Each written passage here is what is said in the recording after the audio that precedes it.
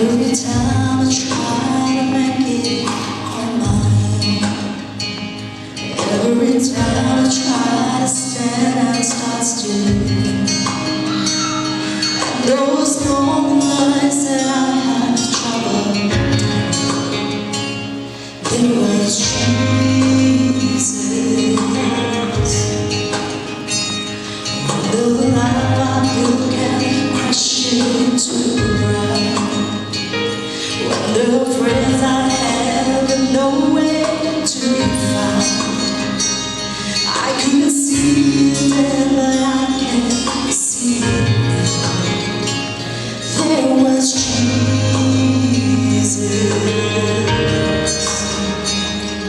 in the waiting, in the searching, the healing, like a blessed buried in the broken pieces.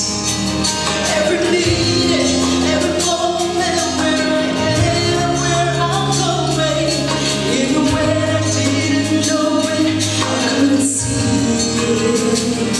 There was Jesus. For His memories, amazing kindness, forgiveness and